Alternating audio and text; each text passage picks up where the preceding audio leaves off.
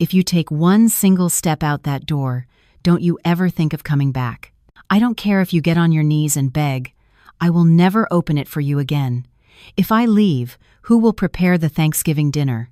My cheek burned as if scorched by my mother-in-law's hand, but my heart was, strangely, calm.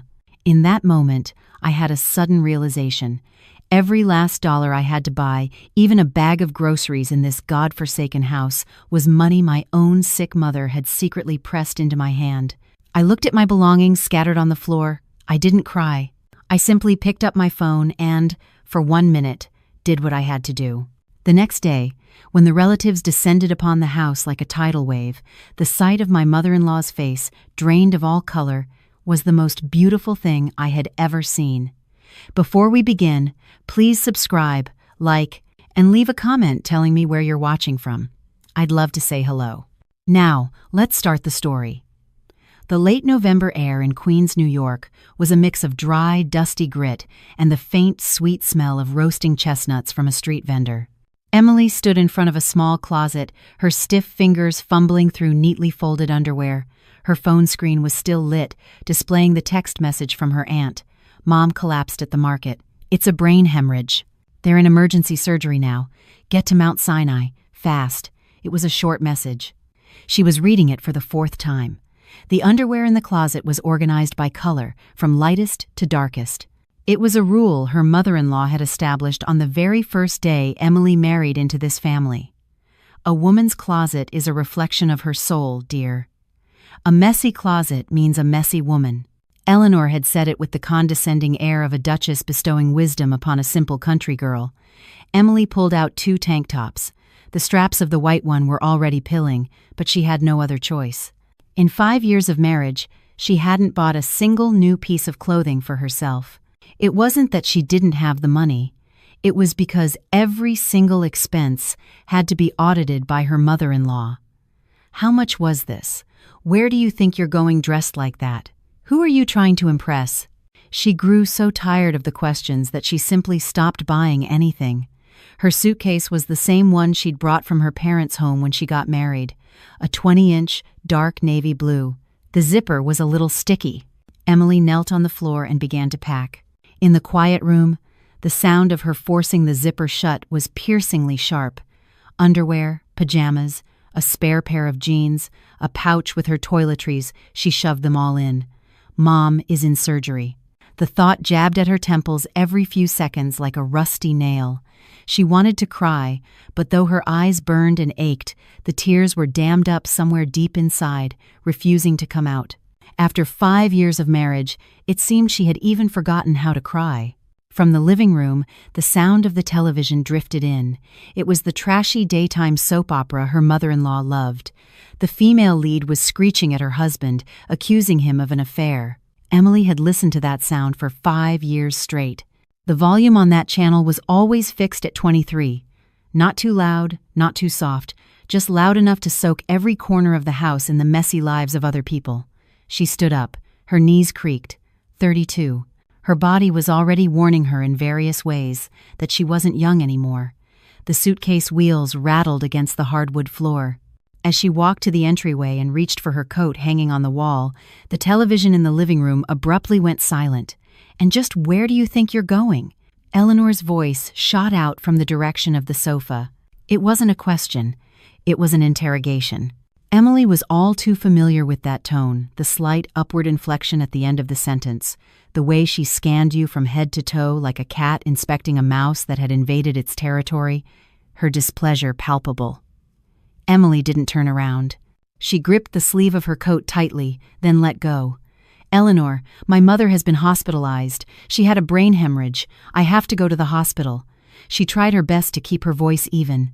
The formal tone that came from her throat was so perfectly polished, there was no room for criticism.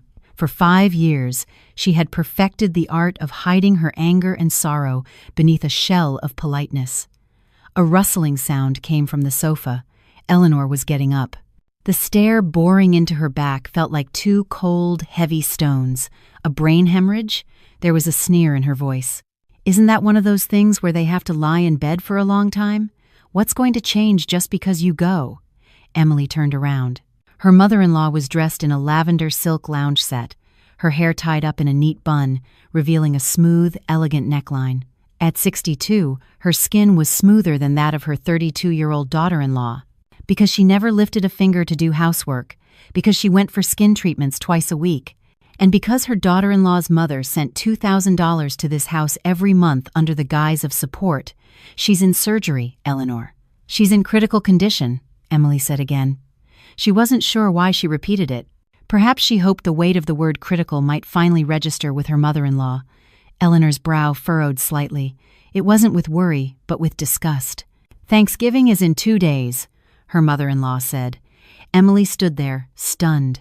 The turkey isn't even prepped, the stuffing isn't made, and I haven't even taken out the good silver. Eleanor walked towards Emily as she spoke. The thud of her slippers on the floor sounded like a relentless, oppressive beat.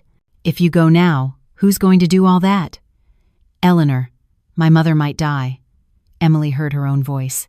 It was dry and hoarse, like 2 pieces of sandpaper rubbing against each other. Eleanor stopped. A strange expression crossed her face. It wasn't shock or sympathy. It was the fury of someone who had been insulted, as if Emily hadn't just said her mother might die, but that she refused to serve her. What did you say? I'm just saying, my mother is I heard you. Eleanor's voice suddenly shot up, sharp and grating like nails on a chalkboard. What does your mother's life or death have to do with me? You married into the Davis family. Thanksgiving is the most important day of the year. And you dare to run away at a time like this? Emily's fingers trembled. She looked down and saw her fingertips were pale and bluish, as if frostbitten. Eleanor, I'm not running away. So your mother is more important than our family traditions? You just want to embarrass the Davis family in front of all the relatives? Your Uncle Richard and Aunt Susan are coming. You want to show them we can't even put a proper Thanksgiving dinner on the table? Spittle flew from Eleanor's mouth, landing on Emily's face. Emily didn't move. She didn't even blink. She just stood there listening, like a wooden plank nailed to the wall. Are you showing off just because your mother sends a little money every month? Eleanor's voice grew shriller, a vein throbbing on her forehead. You think the Davis family would starve without that money? Your mother seems to enjoy buying people with her cash. I only allowed this marriage in the first place because I heard she had some money. And what's the result? 5 years and you haven't even produced a single child. And now you're going to abandon Thanksgiving dinner too? A roaring filled Emily's ears. Not a single child. She had heard those words 100, 1,000, 1,000,000 times. Every time, it felt like someone was grinding their heel into her stomach. She and Kevin had been married for 5 years, but they were childless. It wasn't Emily's problem. The doctor had said her body was perfectly normal. The problem was Kevin. Low sperm motility, medically termed asthenospermia. But Eleanor didn't know that fact. Kevin had forbidden her from telling. Are you trying to disappoint my mother? You want to let her know her only son is practically sterile? Kevin had asked, his tone cowardly and pathetic, as if he were the victim. And so, for the past 5 years, all the blame had fallen solely on Emily, a barren hen, trying to end the Davis family line. You're useless. Each and every one of those words was a dull blade, slicing at her heart again and again, until it was shredded to ribbons. But never quite enough to kill her. I'm not doing it on purpose, Eleanor. Emily realized she was speaking. Her voice was very small, as if coming from far away. I just want to see my mom's face. Just for a few days. I already ordered all the Thanksgiving catering. It's arriving tomorrow. Ordered? Eleanor scoffed. Do you think Thanksgiving is a takeout holiday? The turkey has to be roasted by hand. The pies have to be baked from scratch. You're going to serve our family legacy with store-bought food. Do you think your late father-in-law would rest in peace? This is disrespectful. It's a disgrace. It felt like a wad of cotton was lodged in Emily's throat. She wanted to open her mouth and say something, but no words came out. She wanted to say, your son is holed up in the bedroom playing video games right now, so why don't you call him disgraceful? She wanted to say, is your idea of devotion just standing over me, dictating and criticizing while I cook from 5 a.m. to 10 p.m.? She wanted to say, with the $2,000 my mother sends every month, how many spa treatments have you gotten? How many gold necklaces have you bought? And yet, is a simple, "I hope your mother will be okay, too much to ask." But she said nothing. It had been 5 years.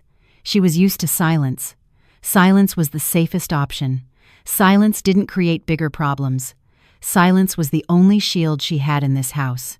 "I'm going to get Kevin. He needs to see this for himself." Eleanor turned toward the master bedroom. Let him see just how immature his wife is. Emily stood in place, watching her mother-in-law's back disappear down the hallway. She lowered her head and looked at her suitcase.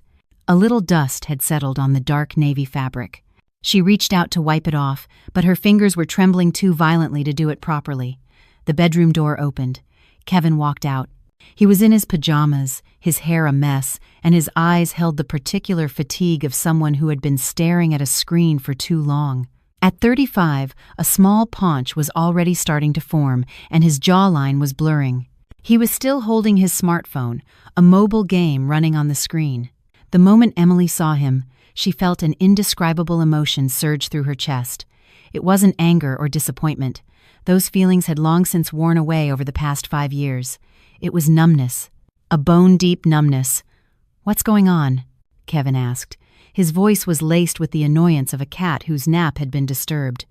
"Your wife is trying to run away right before Thanksgiving." Eleanor stood behind her son, her shrill voice rising again. "Just listen to what she's saying. She says she has to go see her mother because she's in the hospital. Can't she go see her any other time? Does she have to pick now of all times?" Kevin's eyebrows twitched. He looked at Emily. There was no worry or concern in his eyes, only a shallow calculation. The look of a man assessing how much of an inconvenience this situation would be for him. "Your mom's in the hospital? What's wrong with her?" "A brain hemorrhage." "She's in surgery." Emily's voice was flat. She didn't want to explain anymore. She just wanted to get out of this house, away from these two people, and go to the hospital, to her mother. Kevin sighed. "Look," he began, his tone suggesting this was difficult but unavoidable. "Mom isn't trying to stop you just for the sake of it. It's Thanksgiving. You know how it is. All the relatives are coming. If you leave now, she can't handle it all by herself. My mother might be dying," Emily repeated for the 3rd time. Kevin blinked, as if it took him a moment to process the words. "Don't get so worked up. Not everyone with a brain hemorrhage dies. Modern medicine is amazing. I'm sure she'll be fine." His voice was almost cheerful. "Besides, there's nothing you can do even if you go now. Wouldn't it be better to go after the holiday?" "I'll go with you then." Emily stared at him. She looked at the man she had once believed she would spend her entire life with. His lips kept moving, spitting out words like, "Just be patient. It's only for a few days. Just finish the cooking and then go," but not a single syllable registered in her ears. There was only a buzzing, like a swarm of bees inside her head. "Are you deaf?" Eleanor's voice suddenly erupted. "Your husband is talking to you!" Emily snapped back to reality. She realized she was still standing in the same spot, her fingers crushing the suitcase handle, her nails digging into her palm. "I heard him," she said. Her voice was so calm it felt foreign even to her. "Then stop standing there like a statue and unpack your things." Eleanor took a step forward. "And then go to the kitchen and start prepping the vegetables. We have to start cooking first thing tomorrow morning." Emily didn't move. She just stood there, taking in her mother-in-law, her husband, and this space she had lived in for 5 years but had never once felt like a home.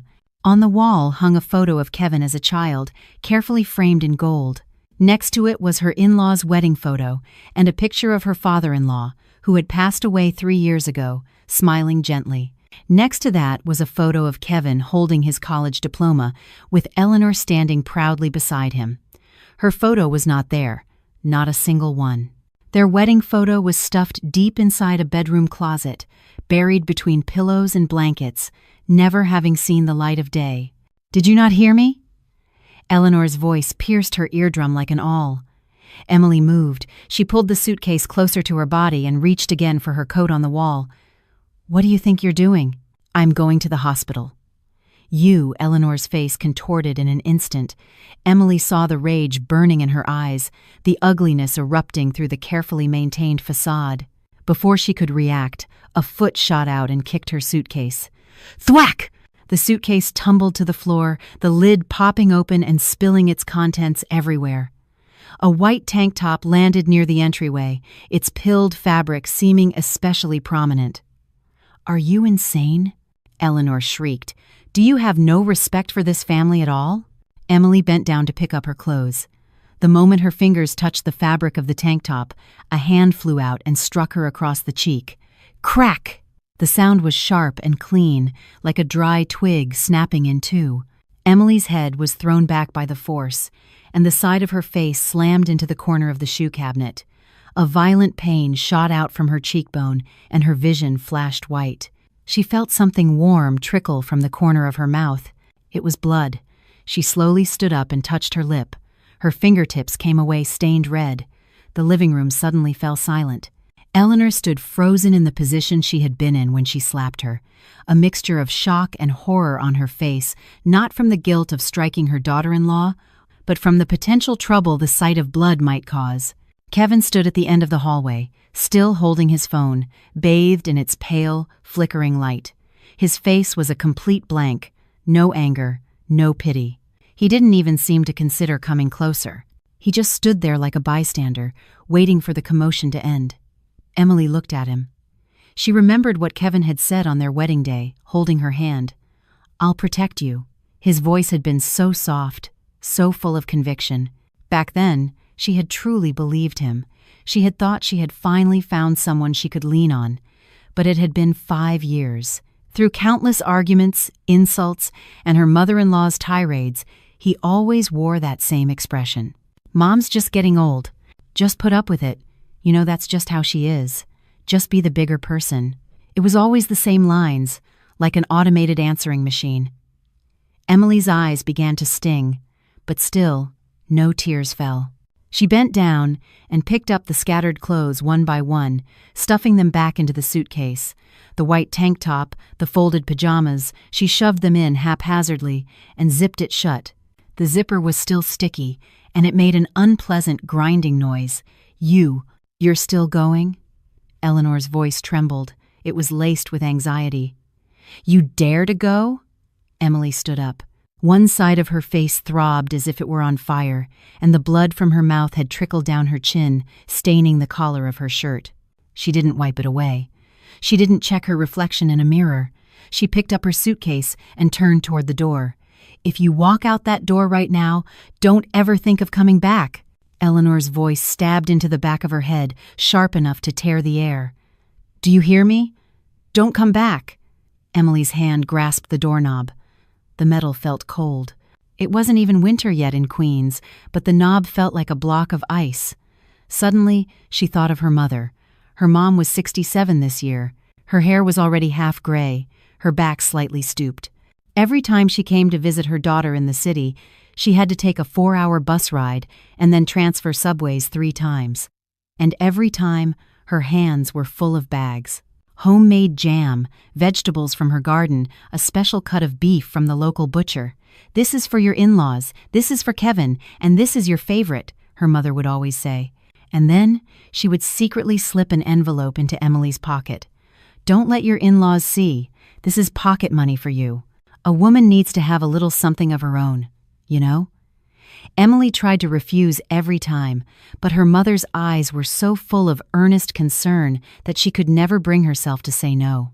It was only later that she learned her mother had been sending Eleanor $2,000 every single month. "It's not easy being a daughter-in-law.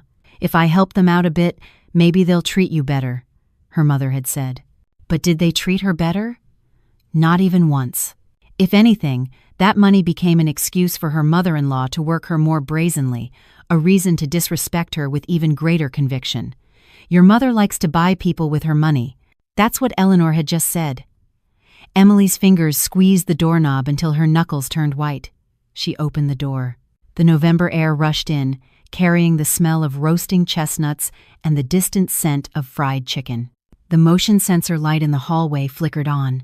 The pale light starkly illuminated the bruise on her cheekbone and the blood on her chin. "You dare!" Eleanor's voice was cut off behind her. Emily didn't look back. She pulled her suitcase and stepped into the elevator. She pressed the button for the first floor. As the doors slowly slid shut, they erased Eleanor's distorted face from her view. The elevator began its descent. Emily leaned against the wall and closed her eyes. Her face hurt, her heart hurt more. But strangely, a sense of liberation she had never felt before washed over her. It was as if a string that had been pulled taut for 5 long years had finally snapped. The hallways of Mount Sinai Hospital always smelled of antiseptic. Emily sat on a plastic chair outside the intensive care unit. In her hand was a cup of vending machine coffee that had long gone cold. The paper cup had a generic convenience store logo, and the coffee was the color of dishwater. She'd taken maybe 3 sips. Now she was debating whether to just throw the rest away. The clock on the wall read 2:17 a.m. It was already past 9 p.m. when she had arrived at the hospital. From her in-laws' house, she had taken 2 subways and walked for 20 minutes. One of the wheels on her suitcase was broken, and it made a grating noise the entire way. Her mother was already out of surgery. The surgeon was a man in his 50s with gold-rimmed glasses and a habit of speaking with his arms crossed.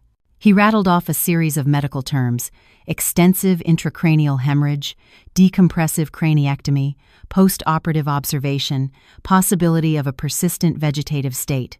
Each word landed on top of her head like a lead weight. "The most important thing now is to wait," the doctor said finally. "The next 48 hours are critical." Her aunt was beside her, sobbing as if she couldn't breathe.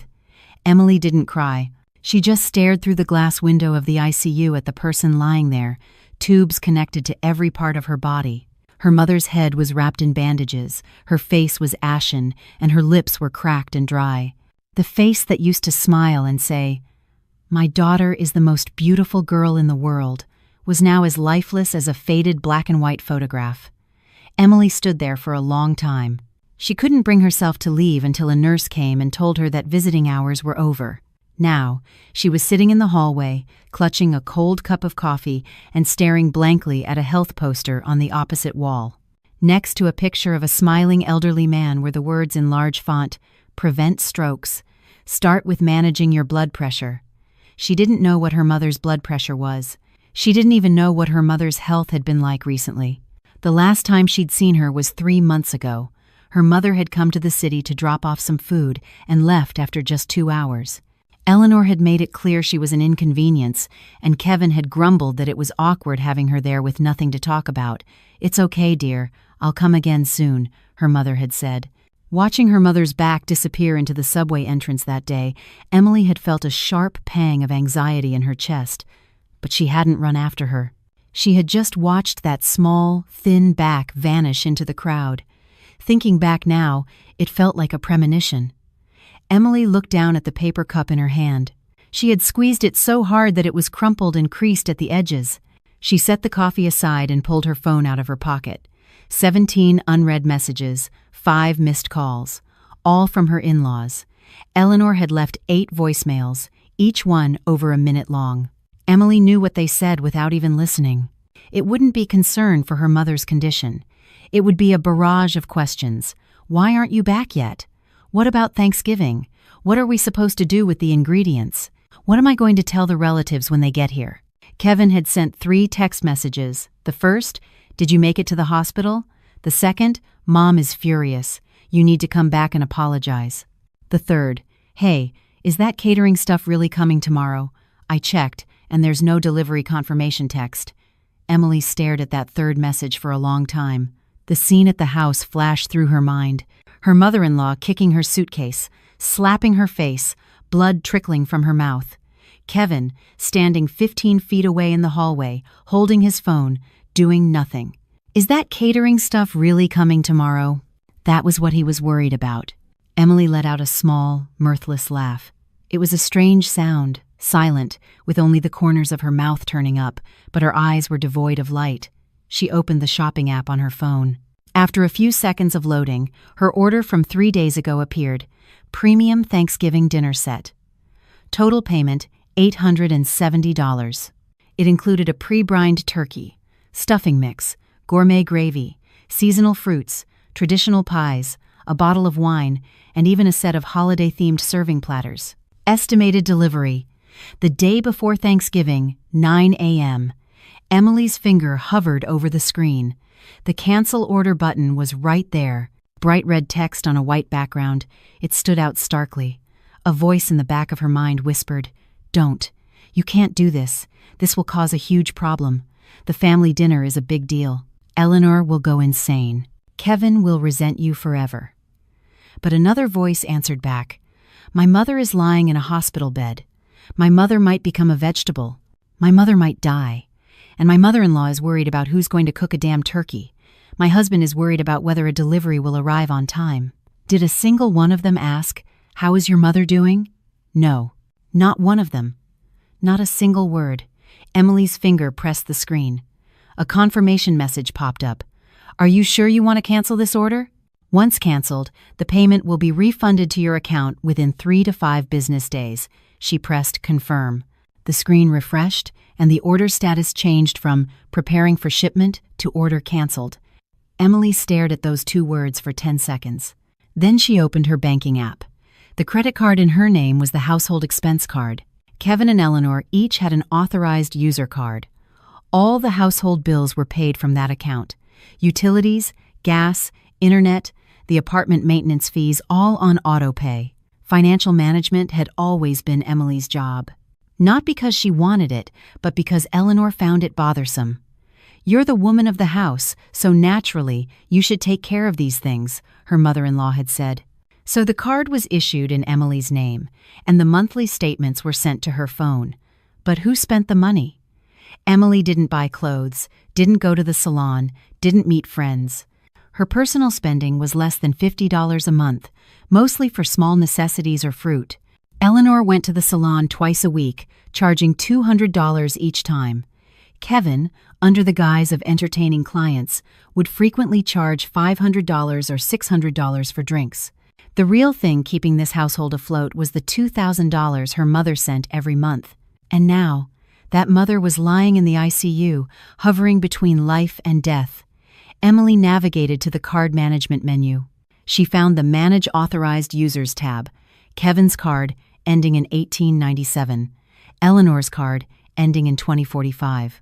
She pressed the Report Lost, Stolen, and Deactivate button. The system asked again, "Are you sure you want to deactivate this card? Once deactivated, all transactions will be declined." She pressed Confirm. Both cards were now deactivated. Next, she went into the auto payment settings for the electric bill, the gas bill, and the internet bill, and canceled them one by one. Each cancellation prompted a confirmation message. She pressed Confirm for every single one. Her finger was steady, her breathing calm, as if she were handling a perfectly routine task.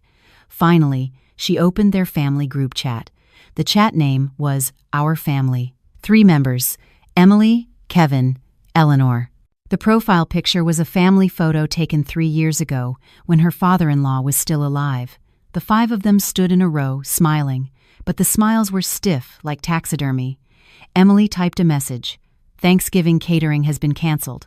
The credit cards and all automatic bill payments have also been stopped. Since you value your family traditions so much, you can start showing your devotion with your son's money from now on. Send."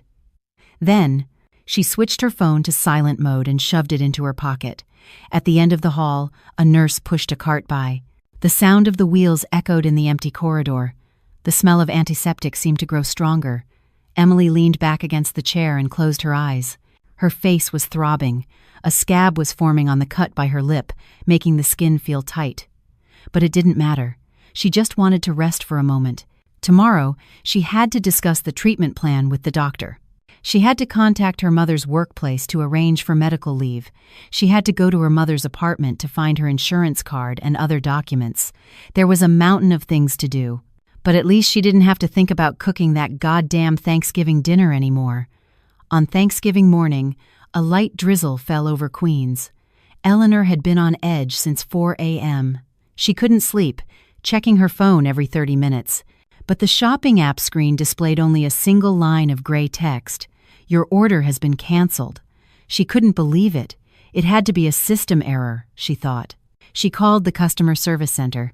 After 20 minutes of navigating an automated voice menu, she finally connected with an agent. "Ma'am, the order placed by Emily Davis was officially canceled on November 21st at 11:47 p.m. The refund is being processed to her account. Is there anything else I can help you with?" The agent's voice was polite and robotic. Eleanor hung up the phone, her hands shaking. "She really did it," she muttered. "That crazy bitch. How could she? How could she do this to me?" Kevin emerged from the bedroom, dark circles under his eyes. He hadn't slept well either. Emily's last message had been eating away at his nerves like a ticking time bomb. "Mom, what do we do?" he asked, his voice filled with panic. He looked like a child who had done something wrong and was waiting for his mother's punishment. Eleanor whipped her head around to glare at her son. "What do we do? You're asking me? You can't even control your own wife, and now you're asking me what to do?" Kevin flinched. "I tried calling her. She's not picking up. Then keep calling until she does. And when she answers, you tell her to reinstate that order immediately, right now. But the agent said it's already been canceled and refunded. Then tell her to order it again." Eleanor's scream tore through the living room. "It's 8 o'clock. The relatives will be here by 9. What are we going to serve them? Should I just stand at the door empty-handed and bow and say, 'I'm sorry'?" Kevin lowered his head, swiping aimlessly at his phone screen. He opened a food delivery app, trying to find some last-minute Thanksgiving catering. But it was a holiday. Most places were closed. The few that were open showed an estimated delivery time of 2 p.m. 2 p.m., he mumbled. "That's so late." "Late? If it's late, then go out and buy it. Go to the supermarket and buy it. Go to a market, anywhere." Eleanor grabbed a throw pillow from the sofa and hurled it at him. "Are you a corpse? Why are you just standing there?" The pillow hit Kevin in the shoulder, and he stumbled. His face turned beet red with a mixture of shame and anger. "The supermarkets aren't even open yet. I have to wait until they open. Besides, I have a tea time with a client today." Eleanor froze. The look in her eyes as she stared at her son could have started a fire. "What did you say?" Realizing his mistake, Kevin quickly backtracked. "No. I can cancel it. I'll cancel it right now." Before Eleanor could unleash another tirade, the doorbell rang. Ding dong. The sound cut sharply through the quiet living room. Eleanor and Kevin looked at each other. The same terror was reflected in both their eyes. The doorbell rang again. Ding dong, who is it? Kevin's voice trembled. Eleanor took a deep breath, smoothing her hair and clothes. She erased the demonic expression from her face and put on the mask of a benevolent matriarch, curving her lips into a smile and softening her eyes. She walked to the front door and opened it. 3 people stood outside. In the front was a man in his late 70s, dressed in a sharp tweed blazer. His hair was white, and the wrinkles on his face were as deep as if they'd been carved with a knife. This was the patriarch of the Davis family, Uncle Richard. He was the most senior and respected member of the family, and his word was law. Behind him stood his wife and their eldest son. "Richard!" Eleanor chirped, her voice dripping with false sweetness. "You're here already. Welcome, welcome. Please, come in." Uncle Richard entered without changing his expression. His gaze swept across the living room, as sharp as a razor blade. The room was empty. There was no dining table set, no smell of cooking food, no pies, no decorations. There wasn't even a tray of simple refreshments for the guests. "Where is the dinner table?" His voice was low and commanding. Eleanor's smile froze on her face as if it had been glued there. "Oh, well, Richard, we're just getting it ready." "Getting it ready?" Uncle Richard's eyebrow twitched. "Dinner is at 10. It's 8:20 now. I asked you where the table is." Eleanor's mouth opened and closed, but no sound came out. Her mind went completely blank. She needed an excuse, but her brain felt like it had shut down. She just stood there, gaping like a fish out of water. "Uncle Richard," Kevin scurried out from the living room, trying to salvage the situation. "It's, my wife. Her mother is in the hospital, so she had to go to her parents'. She's usually in charge of the food, so? Uncle Richard cut him off. "If she's not here, do you not have hands? Do you not have feet? Is she the only person in this house?" Kevin's face flushed a deep porcine red. We were just... I'm asking you." Uncle Richard took a step forward, cornering Kevin. "Where is the food for our family dinner?" It was canceled. Emily. She canceled it." Uncle Richard's eyes grew cold as ice. He slowly turned his head to look at Eleanor. "What kind of lesson have you been teaching your daughter-in-law?" Eleanor's face turned as white as a sheet. "Richard, it's that Emily. I don't want to hear your excuses." Uncle Richard's voice dropped like a cold stone. "This dinner is about honoring our family. It's the one day a year we all come together. And this is the state of the head of the Davis family household? This is a disgrace." Eleanor's lips trembled. She wanted to blame Emily, but under Uncle Richard's steely gaze, she couldn't even move her mouth. "Richard, and another thing," Uncle Richard continued. "Why is this house so dark? Why are the lights off?" Eleanor paused. She reached out and flipped the wall switch. Click. Nothing happened. She flipped it again. Click. Still dark. "What are you doing?" Irritation began to creep into Uncle Richard's voice. Eleanor's heart plummeted. She ran to the kitchen and pulled open the refrigerator door. The light inside was off. There was no humming sound from the motor. Ice in the freezer was melting, dripping water onto the floor. She checked the television, the microwave, the air conditioner. All of them were dead. It was a power outage. No, not just an outage. The power had been cut off. "Mom!" Kevin's frantic voice came from the living room. "It was Emily. That woman canceled the auto payment for the electric bill. It was cut off for non-payment." Eleanor stood in the middle of the kitchen, a cold chill running down her spine. The full picture was finally coming into focus: her obedient, quiet daughter-in-law, the free housekeeper who did everything she was told, the meek woman who didn't make a peep even when she was slapped. She had finally fought back, and she had done it at the most critical moment, in the most brutal way possible. "Eleanor!" Uncle Richard's roar thundered from the other room. "Get in here!" Eleanor's legs felt like jelly. She grabbed the refrigerator door for support and staggered back into the living room. Her face was ashen, her lips drained of all color. Uncle Richard was standing in the middle of the living room, and behind him, her other brother-in-law, his wife, and a few more distant relatives had arrived. They were all dressed in their holiday best, their faces expectant. But now, that expectation was turning into contempt and ridicule. "Is this the Davis family Thanksgiving?" Uncle Richard asked, his voice like ice, gesturing to the empty room. "No table, no food, and the power is out. Richard, please, let me explain." "Explain?" Uncle Richard cut her off. "What is there to explain? That your daughter-in-law decided to screw you over? Then let me ask you this. What did you do to make her so desperate? How must you have treated her for things to come to this?" Eleanor's face twisted in a grimace. She wanted to scream, "She's crazy!" But the words got stuck in her throat. Uncle Richard's gaze was too sharp. His clouded, elderly eyes seemed to see through every lie. "That's enough." Uncle Richard turned to the other relatives. "Today's dinner is canceled. Everyone, please go home." "Just leave like this?" someone asked. "What else would you have us do?" Uncle Richard retorted coldly. "Offer a prayer to the empty air?" Eleanor's face burned with humiliation. It felt like an invisible hand had just slapped her 100 times harder than she had ever slapped Emily. "Uncle Richard, I'll go buy something." Kevin pushed through the crowd, shouting desperately. "I'll go to the store right now," Uncle Richard snorted. "And what will you buy it with?" "A maxed-out credit card?" Kevin froze. "Did you think I didn't know?" Uncle Richard's voice grew even lower. "Your salary is $3,000 a month, but you have $50,000 in credit card debt. Your mother's spa treatments, your bar tabs, even the maintenance on this apartment, it's all been paid for with your mother-in-law's money, hasn't it? And now that your wife's mother is lying in a hospital bed and the money has been cut off, you don't even have enough cash to buy a Thanksgiving turkey, do you?" Kevin's face cycled through shades of red and purple. He had never dreamed that Uncle Richard knew the details of his financial situation so intimately.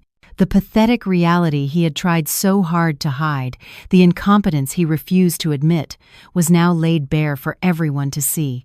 Enough. Uncle Richard held up a hand. "I will inform the rest of the family about what happened today. From now on, I will be in charge of our family gatherings. You two are no longer welcome." With that, the old man turned and walked out the front door without a backward glance. The other relatives, after a moment of hesitation, followed him out like a receding tide. There were whispers, clicks of the tongue, and someone even took out a phone to sneak a picture. Eleanor stood in the middle of the living room, watching them disappear one by one. She tried to open her mouth, but her throat was so tight that not even a croak came out. As the last person left, they turned and gave Eleanor one final look. It wasn't pity in their eyes. It was a strange sort of satisfaction, a look that said, "You finally got what you deserved." The cold gaze of someone witnessing karma in action. Click, the front door shut. Only Eleanor and Kevin were left in the living room. The air was heavy, and an unspeakable sense of defeat pressed down on the house.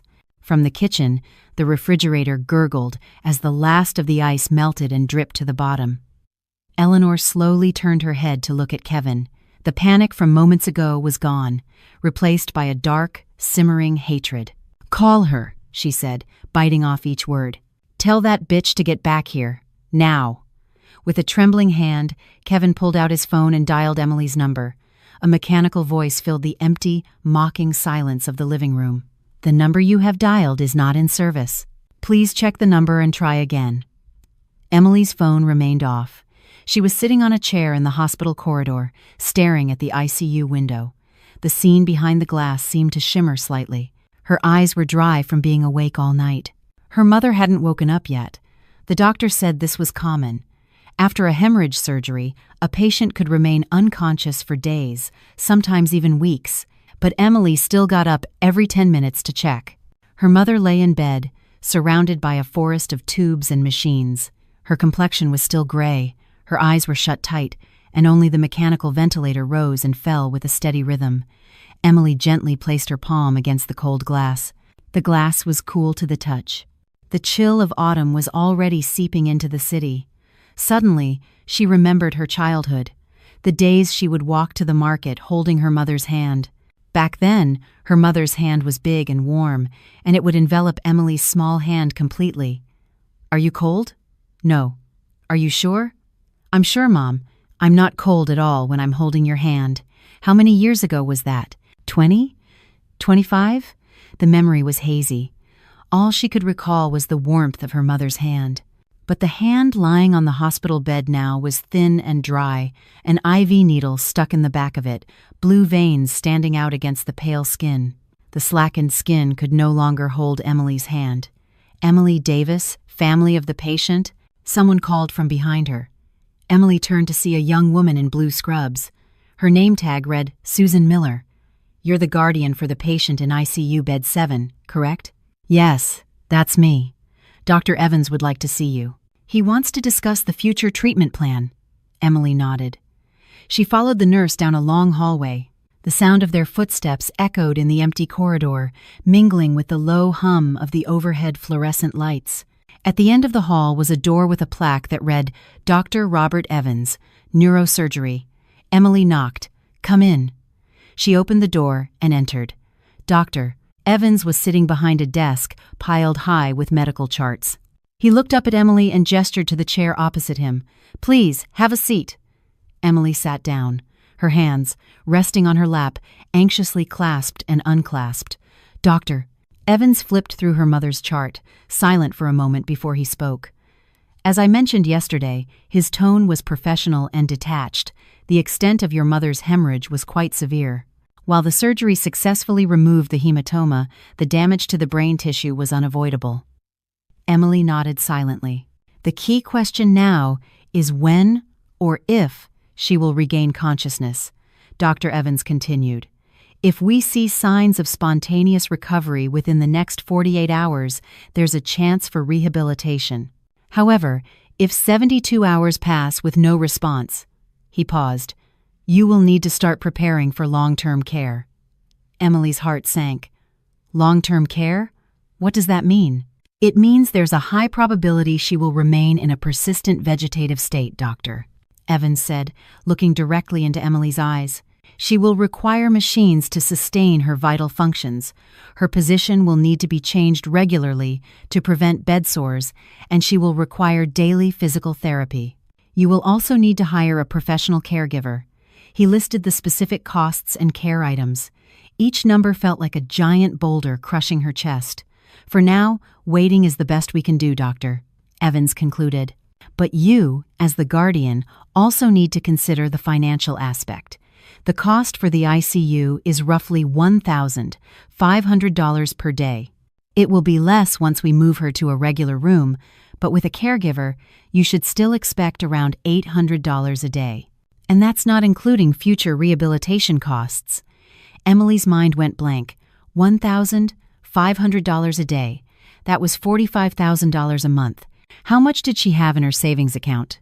The pocket money her mother had given her every month for 5 years, plus the money her mother had gifted her just in case of an emergency, totaled about $120,000. It sounded like a lot, but at the ICU rate, it would barely last 2.5 months. Miss Davis? Dr. Evans's voice pulled her back to reality. Are you all right? Yes, I'm fine. Emily took a deep breath. I'll need to make some arrangements. I'll take care of the financial matters. Very well. If you have any questions, you can always ask the nurses at the station. Emily stood up, bowed her head slightly, and left the office. The hallway was still deserted, and the smell of antiseptic stung her nostrils. She found a secluded corner, leaned her back against the wall, and slid down to the floor. It felt like a massive mountain was pressing down on her shoulders. A mountain called reality. Her phone vibrated in her pocket. She took it out and checked the screen. It was a text message from her bank. Your credit card ending in 3,592 was canceled today, November 22nd, at 9:42 a.m. at your request. If this was not you, please contact customer service immediately. Emily stared at the screen, dumbfounded. She hadn't canceled her card. She had deactivated the authorized user cards and stopped the auto payments, but that was it. What was this message about? She quickly launched her banking app and tried to log in. The loading screen spun for a few seconds before a red warning box popped up. Your accounts have been temporarily frozen due to a report of suspicious activity. Please visit your nearest branch with a valid ID for verification. Emily's heart skipped a beat. She closed the app and opened the app for her other bank. The same warning message. Account frozen. A third bank, a fourth, all the same. Every single one of her accounts was locked. Emily's hands started to shake. Kevin's text message came back to her. Mom is furious. You need to come back and apologize. And the silence from both her mother-in-law and Kevin after she had sent that final message to the group chat. What had they done? Emily shot up and hurried toward the elevator. She had to get to the bank. She had to find out what was going on. Her mother's hospital bills couldn't be a single cent short. The bank lobby was freezing, the air conditioning cranked up to full blast. Emily took a number and sat down on a plastic chair. 23 people ahead of her. The display showed number A37. Her ticket was K60. She waited for 40 minutes. Finally, her number was called. Hello, how can I help you today? The teller asked, her voice carrying the practiced friendliness of someone who had repeated the line thousands of times. My accounts have been frozen, Emily said, sliding her ID and a bank book across the counter. I'd like to know why. The teller took the ID and typed a few things into her keyboard. Her expression suddenly hardened. Miss Emily Davis? Yes, that's me.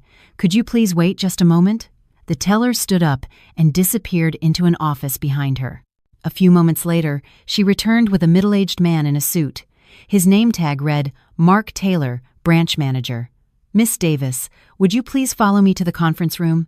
Emily followed him into a small room with a round table and a few chairs. A bank poster with a smiling model hung on the wall. Please, have a seat.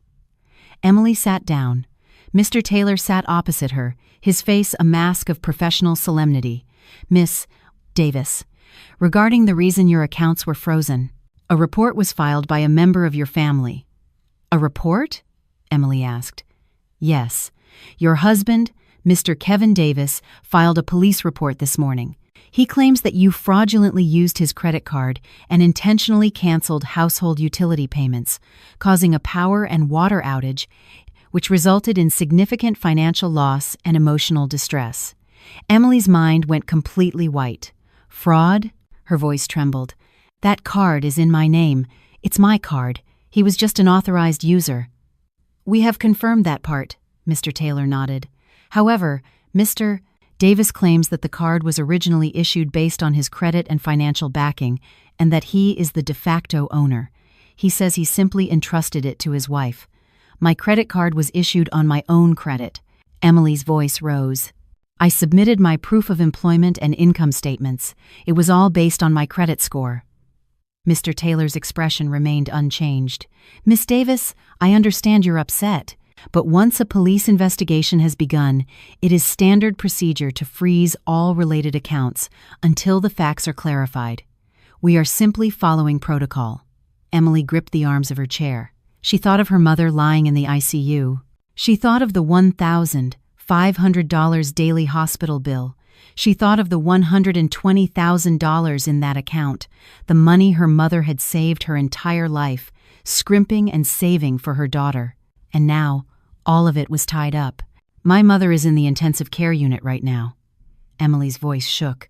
"I need that money for her bills, and you're telling me I can't access a single penny?" Mr.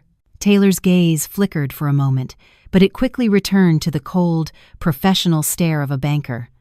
"I'm very sorry for your situation, but the bank cannot unilaterally unfreeze the accounts. You will have to go to the police station, provide your statement, and prove your innocence. Once your name is cleared, the freeze will be lifted immediately.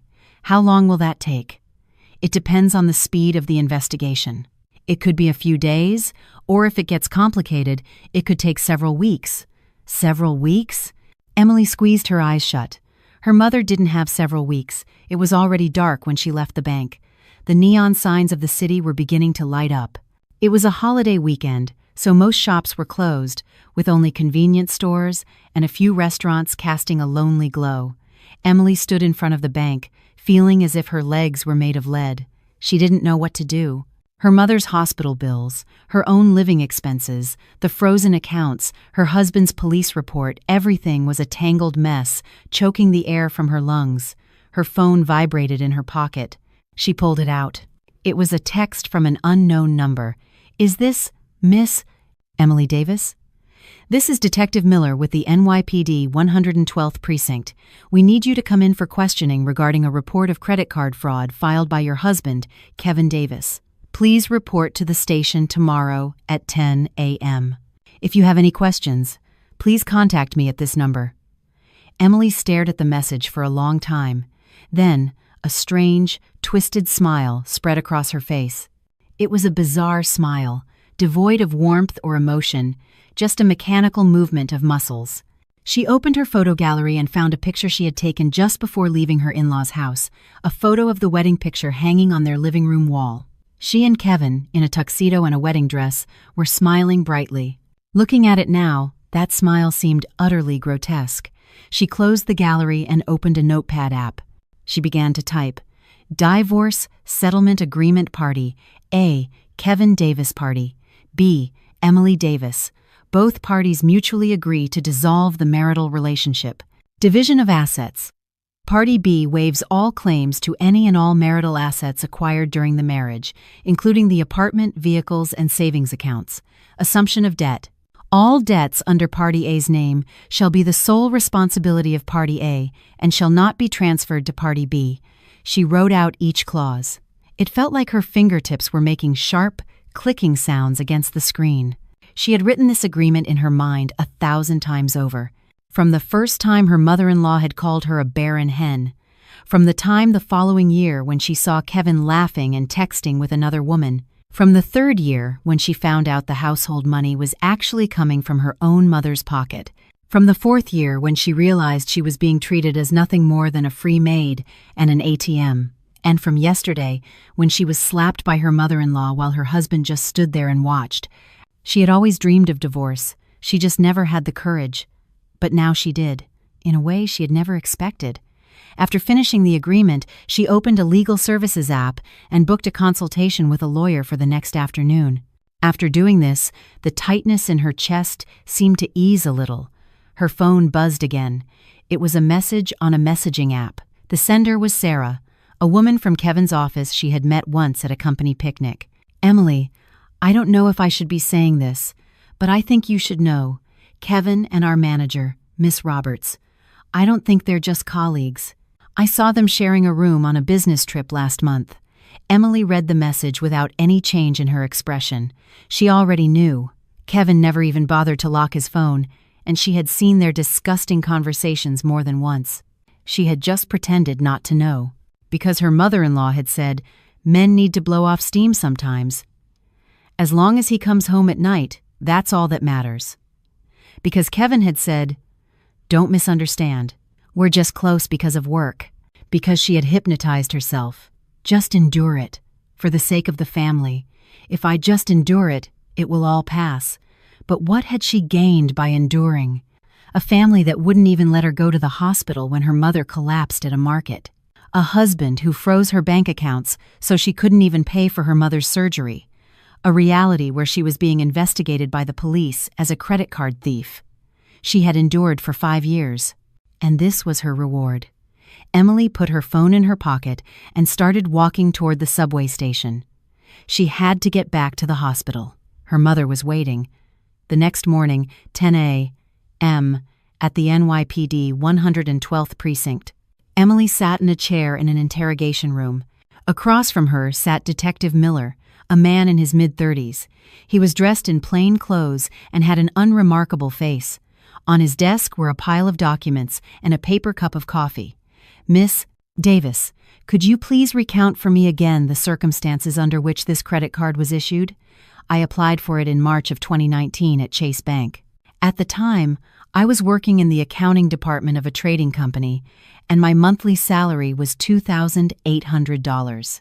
I provided my proof of employment and income, and the card was issued in my name, based on my credit. Later, I added my husband and mother-in-law as authorized users." Detective Miller nodded, writing something down on a form.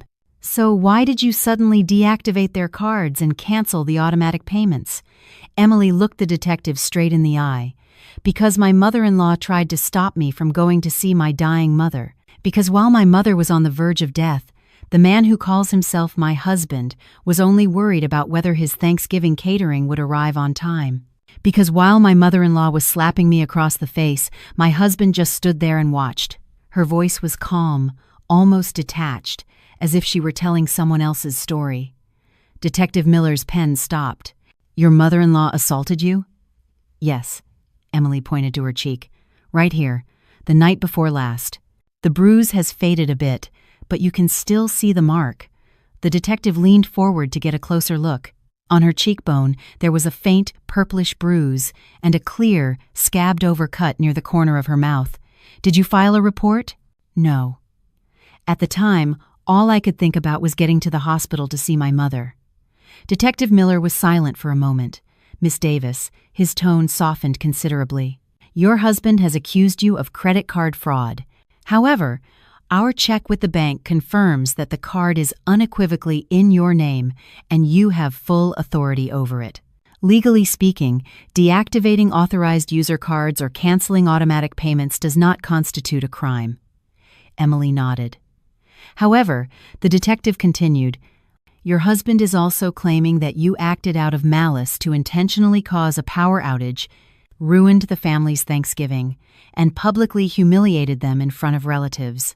He is demanding compensation for emotional distress." At the phrase emotional distress, Emily let out a short, bitter laugh. It was so absurd. "Emotional distress?" she repeated. "My mother is in the ICU fighting for her life. Those people physically stopped me from going to the hospital and even assaulted me.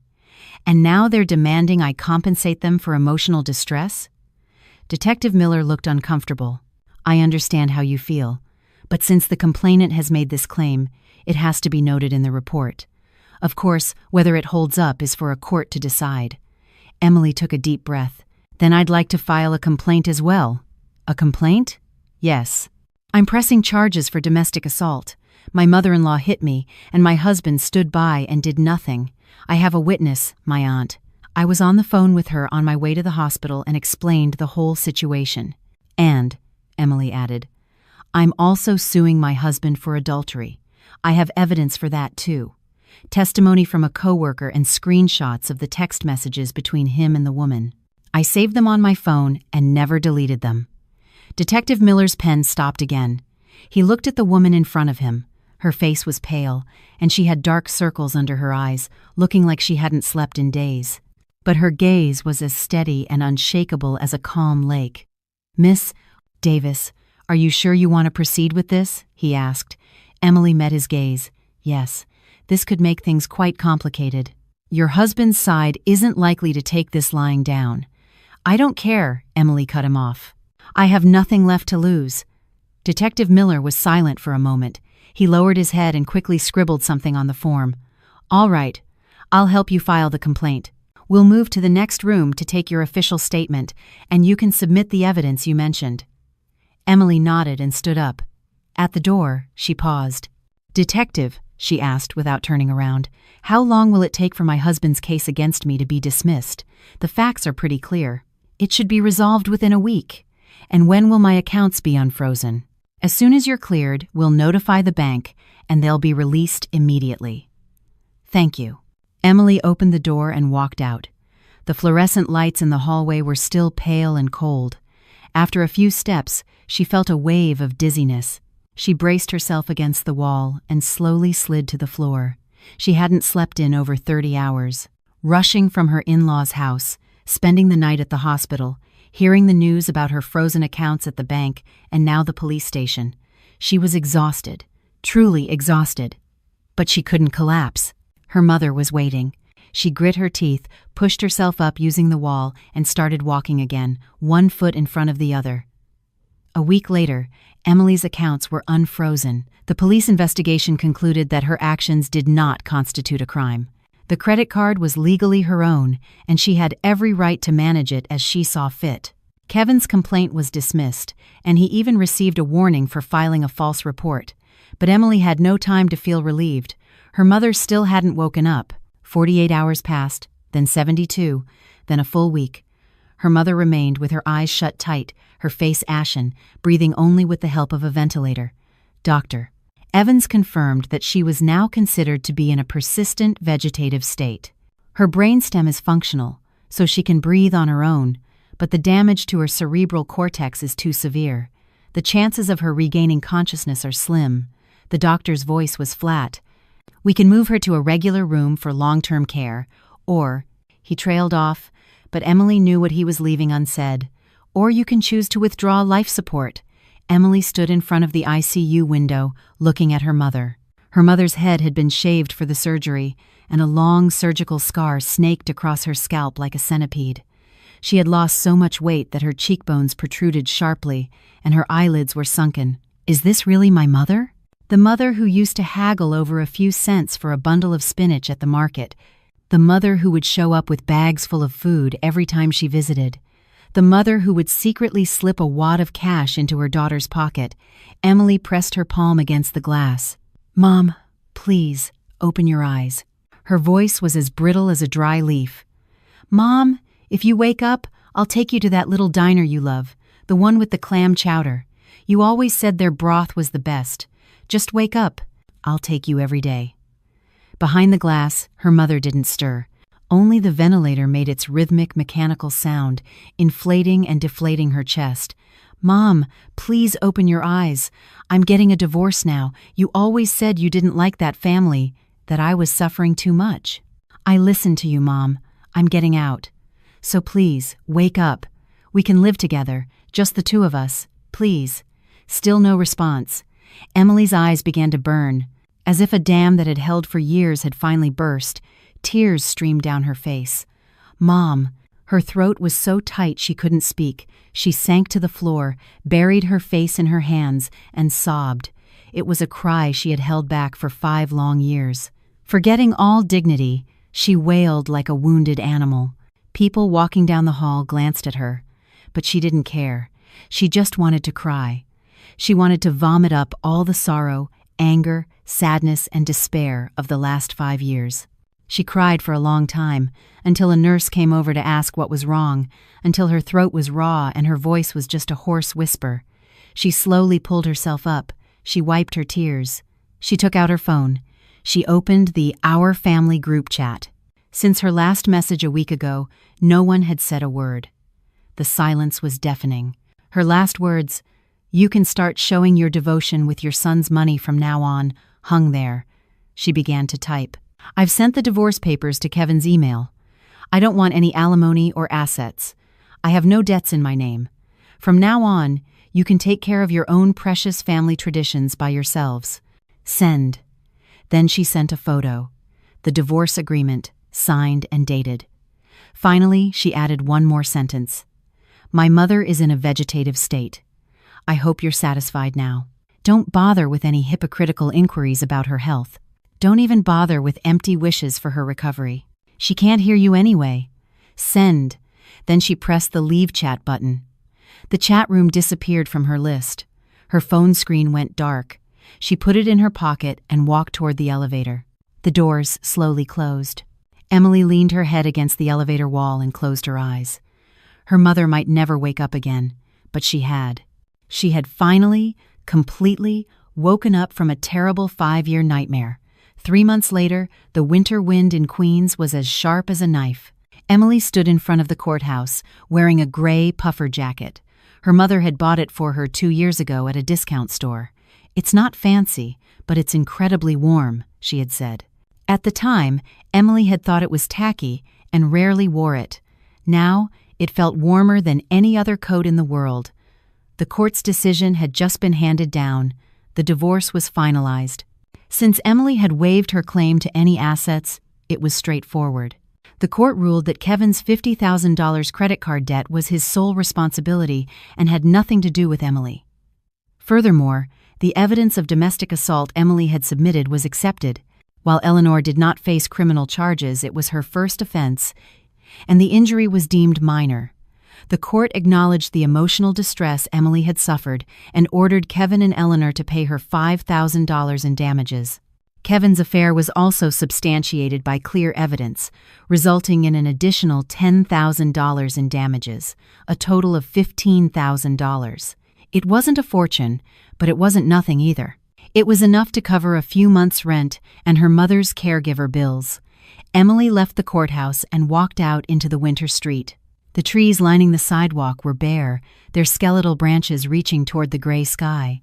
She remembered that day 3 months ago, in the fall, when the air was thick with the smell of roasting nuts, the pale lights in her in-laws' hallway, the blood on her lip. It all felt like something from a past life. Her mother was now in a long-term care facility. It wasn't luxurious, but it was affordable and specialized in caring for patients in vegetative states. Emily visited twice a week, gave her mother sponge baths, read books to her, and chattered away about her week. Her mother never responded, but Emily didn't mind. She was now living in a basement apartment on the outskirts of Queens. It was a tiny room, barely 200 square feet.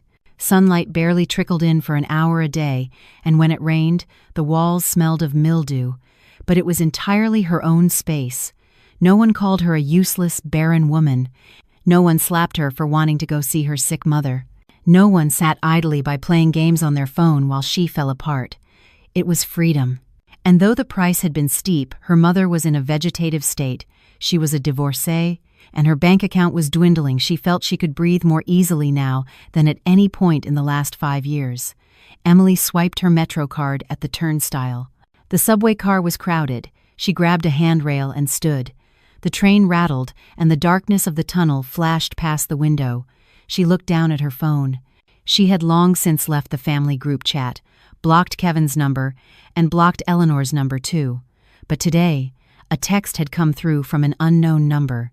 Miss Davis, this is the legal representative for the Davis family. Mr. Kevin Davis would like to request a private mediation regarding some post-divorce matters. Emily skimmed the message and immediately hit delete. She wanted nothing more to do with those people. The subway stopped. She climbed the stairs and walked out into the cold winter air. A thin layer of snow covered the entrance to her basement apartment. She unlocked the door and stepped into her small, dark, but personal sanctuary. She took off her jacket, boiled some water, and made a cup of instant coffee, black, no sugar. She took the mug and stood by the window. The window was at ground level, so she could only see the feet of people passing by outside. Dress shoes, sneakers, high heels, winter boots. Countless feet hurried past, Emily looked at the feet and let out a small laugh, not a bitter laugh or a scornful one, just a light, simple laugh. She thought back to her life with her in-laws. Waking up at 5 a.m. to prepare breakfast, only getting to eat after her mother-in-law and husband had finished. Dishes, cleaning, laundry, ironing, organizing the refrigerator. Her workday usually ended around 10 p.m. Back then, she thought she would live like that forever. Trapped in that house, in the prison of being a daughter-in-law, brainwashed into believing she had to protect the family until she grew old and died. But now, she was free. Even though she was drinking instant coffee in a basement apartment, she could sleep in if she wanted, eat what she wanted, watch a movie at 2 a.m., and spend the entire weekend in bed without anyone saying a word. This was freedom. This was the taste of the air she had so desperately craved for the last 5 years. Emily put down her coffee mug and picked up her phone. She opened a job search app. She needed to find work. She had to pay her mother's bills, pay her rent, and most importantly, she had to live. She typed accountant, Queens, full-time into the search bar and hit enter. A long list of job postings appeared on the screen. She began to read through them, one by one, carefully. Outside, the snow was starting to fall heavily. The footsteps of the people outside quickened. Emily didn't look up. She just sat there quietly, focused on designing her future on the small screen of her phone. Thanksgiving came around again. Emily walked down the hallway of the nursing home, carrying 2 bags of fruit and a box of pastries. The hallway still had that strange, mingled scent of antiseptic and old age. She knocked on the door to her mother's room. "Come in," a caregiver's voice called out. Emily opened the door. Her mother was still lying in bed. A year had passed, but her condition was unchanged. The closed eyes, the feeding tube, the expressionless face. But Emily was used to it now. She placed the fruit and pastries on the bedside table and sat down in the chair next to the bed. "Hi, Mom. It's me." She took her mother's hand. It was thin and bony, but still warm. "Mom, it's Thanksgiving today. I brought you your favorite pumpkin pie. The caregiver said you can't eat it, but I thought you could at least smell it." She opened the box and held a small slice of pie near her mother's nose. The sweet, spicy scent of cinnamon filled the air. "Mom, I'm doing okay these days. I got a job. It's in the accounting department of a trading company. The pay isn't great, but it's a good place to work. The people are nice, and no one tells me what to do." She paused for a moment, then continued, "And Mom, I made a friend. She's a temp at the office. Her name is Sarah. She's 5 years younger than me, but she's so bright and laughs all the time. She says, I live too quietly and is always trying to drag me out for drinks, or to the movies, or to go on a blind date. It's crazy." Emily chuckled. "I haven't gone on any dates. I told Sarah it's only been a year since my divorce, and I'm not ready to meet anyone yet. She said that's fine. She'll wait for me." She looked at her mother's face. "I think you'd really like Sarah if you woke up. She grew up in a single-parent home too, so she's always saying how jealous she is that I have a mom." Just then, her mother's eyelid twitched. Emily froze. She held her breath and stared intently at her mother's face. A few seconds passed, but there was no further movement. "I must have imagined it." Emily let out a small sigh. She leaned back in her chair and closed her eyes. The room was quiet, with only the rhythmic hiss of the life support machine. "I'm not giving up, Mom," she whispered, as if to herself. "No matter how long it takes, I'll keep coming." That night, Emily had a dream that her mother woke up. Her mother sat up in bed, smiling brightly, and said, "My dear, I'm craving some clam chowder." Emily cried and replied, "Okay, let's go. I'll buy you some." The two of them left the hospital and walked down a sun-drenched street. The sidewalks were lined with trees, and golden autumn leaves rained down like light. Her mother held her hand tightly, just like when she was a child. "Are you cold?" "No." "Are you sure?" "I'm sure, Mom." "I'm not cold at all when I'm holding your hand." When she woke up, her pillow was damp with tears. Emily stared up at the dark ceiling of her basement apartment for a long time. It was still before dawn. She got up, washed her face, brushed her teeth, and put on the gray puffer jacket. It was a weekday. She had to go to work. Life had to go on. 5 years later, Emily was a manager at that trading company. She even had her own small office with a south-facing window. It was a place filled with sunlight. She had moved out of the basement apartment and into a proper one. It was a small one-bedroom, but when she opened the window, she could see the sky. Her mother still hadn't woken up, but the doctor said her vital signs were very stable, and she would likely hold on for a long time. Emily still visited her twice a week. She didn't read the newspaper to her anymore. The world's news was too depressing. Instead, she started reading novels. Light, warm stories with happy endings. "Mom, this is the last chapter of the book. The main characters finally got together. They opened a cafe by the sea and watched the sunrise every day." Emily read the last sentence and closed the book. "When you wake up, should we go see the ocean? We could rent a place on the coast for a month and just do nothing but watch the waves." She looked at her mother's face. There was no response, but Emily had learned to let go of expectation. She just wanted to talk. She just wanted to tell her, "I'm always here. I'm right here by your side, Mom." Thanksgiving came around once more. As usual, Emily bought fruit and pastries and headed to the nursing home. She knocked on the door to the room. There was no sound from within. Puzzled, Emily opened the door. The room was empty. Her mother was gone from the bed, and the machines that were always humming were all gone. Her heart stopped. She ran out of the room and sprinted to the nurse's station. "Excuse me. The patient in room 306, where is she?" A nurse looked up at her. The moment Emily saw the look in her eyes, a cold dread washed over her. "Ma'am," the nurse's voice was low, "the patient passed away early this morning." Emily stood there, stunned. Her mind went blank. What? Around 3 a.m., she went into sudden cardiac arrest. We performed CPR for over 30 minutes, but we couldn't bring her back. Her legs gave out. Emily grabbed the counter for support and slid to the floor. "How?" The nurse came around the counter and put a hand on her shoulder. "Try to be strong." She went peacefully. She was asleep, without any pain. Emily couldn't hear a thing. She just sat on the floor, shaking uncontrollably. Her mother was gone.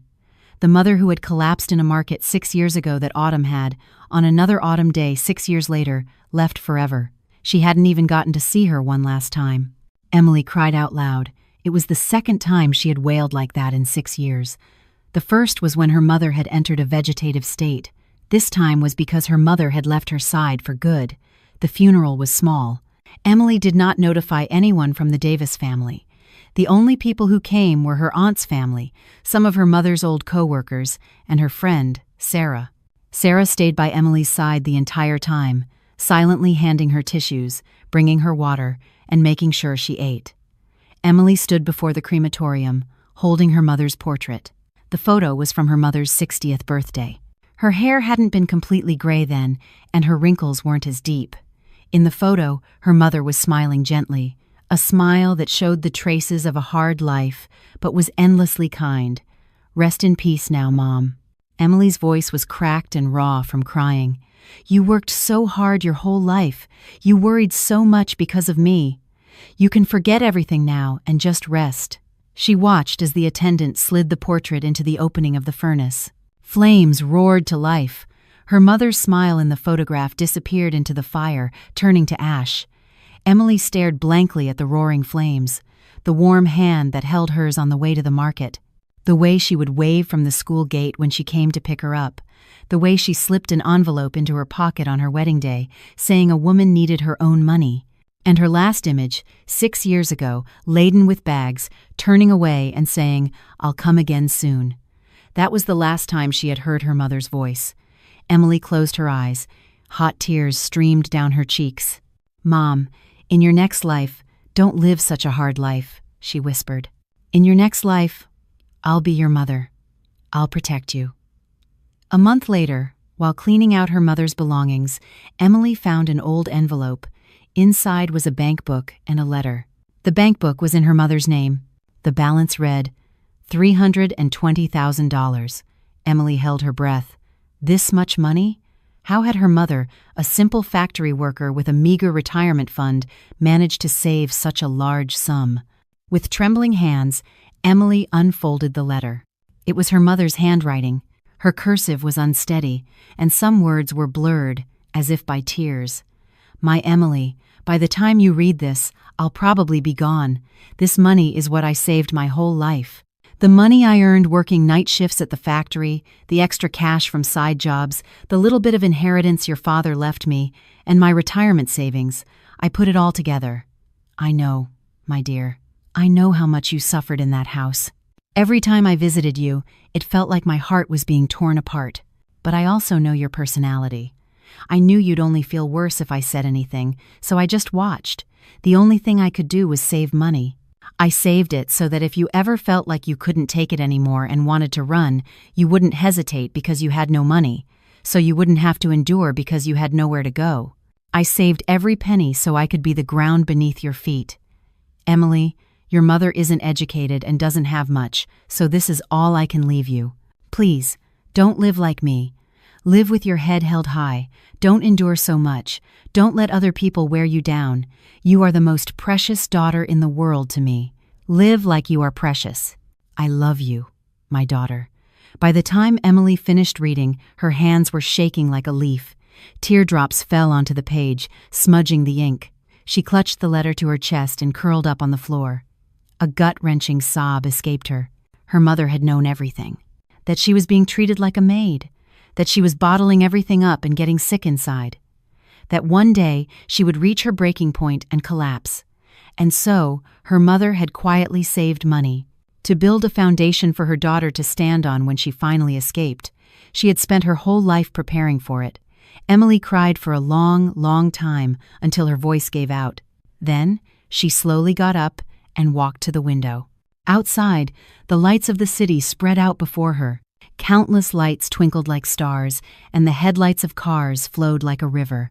She took out her phone and checked the date. October 17th. It was her mother's birthday. "Happy birthday, Mom," she whispered softly.